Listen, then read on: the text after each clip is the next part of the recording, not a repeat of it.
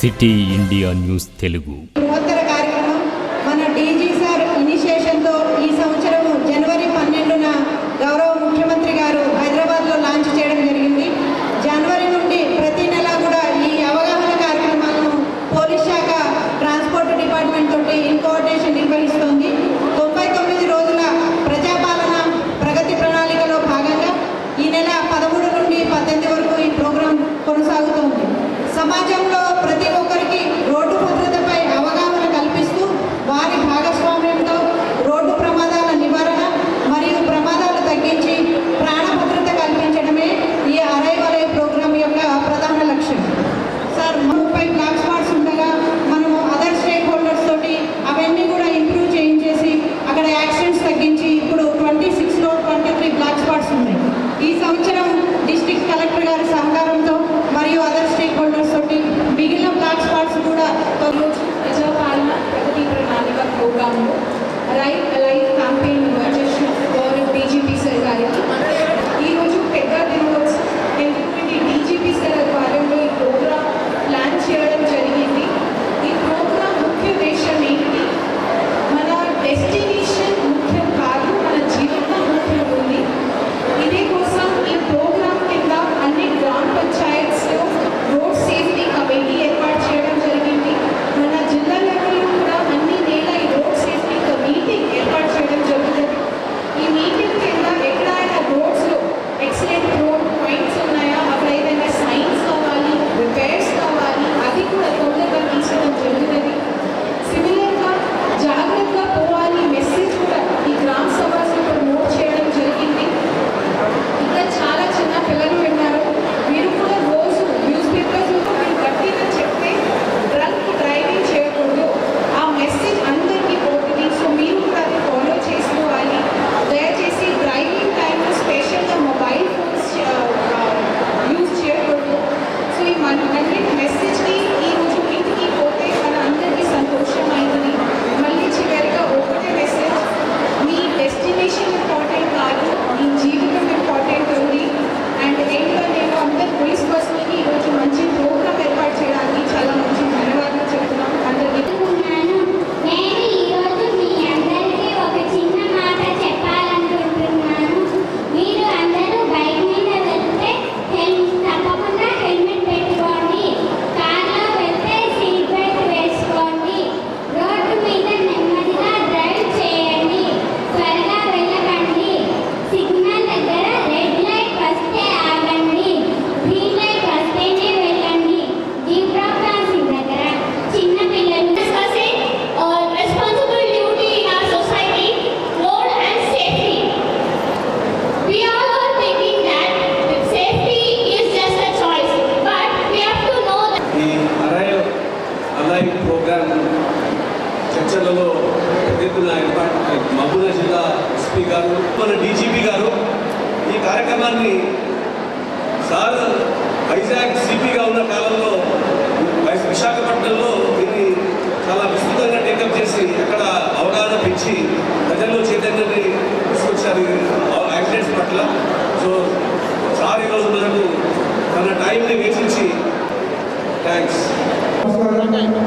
ఈరోజు జడ్జిలకి మొదటిసారిగా అంటే నేను ఎప్పుడు చూడలేదు, ఈరోజు ఫస్ట్ టైంగా మనకి ఇక్కడికి చేసిన ఈ దేశం నుంచి పోలీస్ డిఎస్పీ గారు, మన డిఎస్పీ గారికి అదేవిధంగా సిఐ ఎస్ఐ గారికి అందరికీ ప్రత్యేకంగా ధన్యవాదాలు చెప్తాం. ఈరోజు అలై ఈరోజు ఇక్కడ మంచి కార్యక్రమం. నిన్న రాత్రి నాకు ఫోన్ వచ్చింది, ఢిల్లీలో సీఎం గారి ఇంట్లో మీరు మీటింగ్ ఉన్నది. మీరు కూడా 16 ఏళ్ళు వచ్చిన తర్వాతనే లెర్నింగ్ లైసెన్స్ తీసుకొని వితౌట్ గేర్ స్కూటీలు అవి నడపండి, వితౌట్ గేర్ 18 ఇయర్స్ వచ్చిన తర్వాత మీరు గేర్ లైసెన్స్ తీసుకున్నాక బండి నడపండి. ఇంకోటి లేన్ డిసిప్లిన్ చాలా ఇంపార్టెంట్. బైక్స్ మీద వెళ్ళి లెఫ్ట్ నుంచి రైట్ సడన్గా వచ్చేస్తారు. రైట్ బ్లాక్ స్పాట్ ఏదైతే ఉన్నాయో ఖచ్చితంగా అక్కడ మనం స్టాపర్స్ కానీ అక్కడ పెట్టుకొని ఖచ్చితంగా మనము యాక్సిడెంట్స్ ఎక్కువ కాకుండా చూస్తే మన దేశంలో తెలంగాణ ఎక్కువ విజిలెన్స్ ట్రాఫిక్ పైన ఉన్నది మన తెలంగాణ రాష్ట్రం. మన దేశంలో ఎక్కువ మనకి ఈ స్పీడ్ గన్స్ ఉన్నాయి, సీసీ కెమెరాస్ కూడా విజిలెన్స్గా మన దగ్గర ఎక్కువ తెలియజేస్తూ మీకు అందరికీ మరొకసారి ఇక్కడ విజిలెన్స్ అందరికీ ధన్యవాదాలు చెప్తూ మీకు అందరికీ మరొకసారి మీరు అలై అన్న పేరు మీద నడుస్తున్నటువంటి రోడ్డు భద్రతా కార్యక్రమం ముఖ్యమైన గాలి చేతులు ఇవ్వండి, ముఖ్యమైన చేతులు ఇవ్వండి.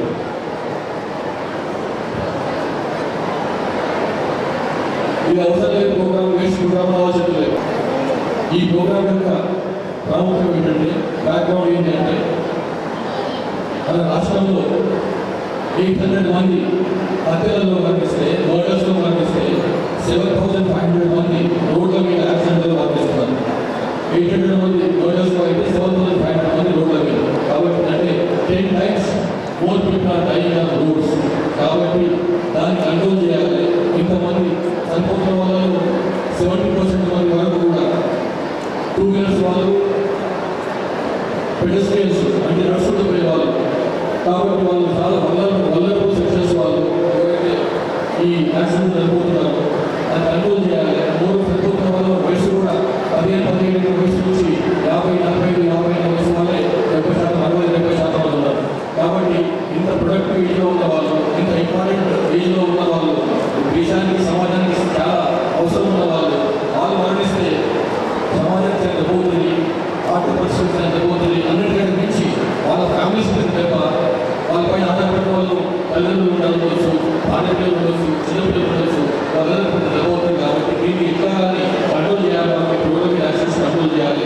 ఇది కేవలం only police department, transport department అన్న కాదు, అందరూ ప్రజలందరూ కూడా ఇందులో గవర్నమెంట్ అయిపోవాలి, ఉపయోగం తీసుకోవాలి అన్న ఉద్దేశంతో గౌరవ ముఖ్యమంత్రి రేవంత్ రెడ్డి గారి విషయాన్ని చెప్పినప్పుడు వెంబడి సత్యం సాధించి వీటిని పోలీస్ డిపార్ట్మెంట్, ట్రాన్స్పోర్ట్ డిపార్ట్మెంట్ కాదు, అన్ని ప్రభుత్వంలో ఉన్నటువంటి అన్ని శాఖలు కూడా గవర్నమెంట్ పెద్ద ఎత్తున ఈ కార్యక్రమాన్ని ప్రజలు తీసుకోవాలి. ఇది కేవలం చిన్న కార్యక్రమం లాగా కాకుండా ఒక ఉద్యోగం లాగా, ఒక మిషన్ లేక ఒక క్యాంపెయిన్ చేయాలి అనే ఉద్దేశంతో అటు అన్ని శాఖల ప్రభుత్వ శాఖల వాళ్ళు, అలాగే వార్డు మెంబర్ స్థాయి నుంచి సీఎం స్థాయి వరకు, ముఖ్యమంత్రి స్థాయి వరకు అందరూ పూర్తి ఇన్వాల్వ్ చేయాలనే ఉద్దేశంతో దీన్ని ఏర్పాటు చేశారు. మీరు అంటే యాక్సిడెంట్లో మనం తీసుకున్నప్పుడు రోడ్డు రోడ్డు హెల్మెట్ పెట్టుకోవాలి, ప్యాంట్ హెల్మెట్ పెట్టుకుంటాం, దాని సింపుల్ విషయం. కానీ ఇంకా పిల్లలు చెప్పినట్టు అశోక్ పోయి హెల్మెట్ పెట్టుకోవడానికి పెట్టుకోవడానికి ఏం సంబంధం లేదు, అది అర్థం చేసుకోవాలి. అట్లానే దాని స్టాప్ పెట్టుకోకుండా పక్కన తీసుకోకుండా హెల్మెట్ పెట్టిస్తే హెల్మెట్ పెట్టుకోవాలంటే, ఎందుకంటే యాక్సిడెంట్ అయినప్పుడు ముందు ఎగిరిపోయేది హెల్మెట్, నెత్తి మీద ఎగిరిపోయేది హెల్మెట్, తర్వాత తాగా కింద పడుతుంది, ప్రాణం మీద వస్తుంది. రెండో విషయం ఏంటంటే, ఇక హెల్మెట్ పెట్టుకోవడం ఒక ముందు కూర్చొని నడుస్తున్నాయనే కాదు, ఎందుకు కూర్చున్నాయో కూడా హెల్మెట్ పెట్టుకోవాలి. అట్లనే చిన్నపిల్లలు ఎవరైనా ఉంటే 4-5 వయసు ఉన్న పిల్లలు వాళ్ళు హెల్మెట్ పెట్టుకోవాలి. వాళ్ళ తలకు సరిపోయేటువంటి సైజు ఉన్నటువంటి హెల్మెట్ కూడా లభిస్తాయి బయట మార్కెట్. కాబట్టి ఇద్దరు కూర్చుంటే వీటి మీద ఇద్దరు పెట్టుకోవాలి, చిన్నపిల్లలు కూర్చున్నాక చిన్నపిల్లలు హెల్మెట్ పెట్టాలి, పెట్టి వాళ్ళు స్టాక్ కూడా పెట్టాలి. పెరిగింది, సంపద పెరిగింది, డబ్బులు ఉన్నాయి, మన దగ్గర 4 wheelers కార్లు కొనుక్కుంటున్నాం. కానీ కార్లు కొనుక్కున్నాం, కానీ కారు పద్ధతి మనకు తెలియదు, కార్లు కూర్చున్న పద్ధతి మనకు తెలియదు, ఏ రకంగా కార్లు కొనుక్కోవాలో మనకు తెలియదు. కేవలం కార్లు అన్నట్టు భోజనం పోతున్నాం, కానీ దానివల్ల ఎంత ప్రమాదం జరుగుతుంది, ఎంత ప్రమాదం కుటుంబానికి అర్థం చేసుకోలేకపోతున్నాం. కాబట్టి కార్లు కూర్చున్నారంటే తప్పకుండా సీట్ బెల్ట్ పెట్టుకోవాలి. ముందు ఉన్న కూర్చున్నా, ఇంటి కూర్చున్నా కానీ, ఎవరు కూర్చున్నా, ఎంతమంది కూర్చున్నా కానీ సీట్ బెల్ట్ ఏమంటే అది సీట్ బెల్ట్ పెట్టుకోవాల్సిందే. అంతేగాని సీట్ బెల్ట్ పెట్టుకోవడం ప్రయాణం చేస్తే ఏమవుతుంది, సీట్ బెల్ట్కు ఎప్పుడైనా అనుకోకుండా హఠాత్తుగా సంఘటన జరిగితే, యాక్సిడెంట్ జరిగితే ఆ ఎయిర్ బ్యాగ్ మన ముందున్నటువంటి ఎయిర్ బ్యాగ్ తీసుకుంటుంది, పైకి వస్తుంది. పైకి వచ్చినప్పుడు మన తల స్టీల్ కొట్టుకోకుండా, మనకు ఉన్నటువంటి క్యాబినెట్ కొట్టుకోకుండా మనల్ని కాపాడుతుంది. కానీ సీట్ బెల్ట్ పెట్టుకోకపోతే ఆ ఎయిర్ బ్యాగ్ ఓపెన్ కాదు. సీట్ బెల్ట్ పెట్టుకోవడం చాలా ముఖ్యం. తర్వాత హైవేలో చూసుకుంటే కానీ లాస్ట్ త్వరలోనే అది కూడా అయిపోతున్న నమ్మకం ఉంది. అది ఆల్రెడీ గౌరవ ముఖ్యమంత్రి విషయం ఉంది, అది త్వరలో అయిపోతున్న నమ్మకం. ఇంత పెద్ద ఈ కార్యక్రమాలు వచ్చి ముఖ్యంగా చిన్నపిల్లలు మీ బాధ్యత చాలా ఉంది. ఇంకా కూడా పెద్దలు చెప్పినట్టు పూజలకు పోవాల్సిన అవసరం ఉంది. అలాంటి వాళ్ళు మీ ఫాదర్ చెప్పేసి నేను ఎగ్జామ్ పాస్ అయితే నాకు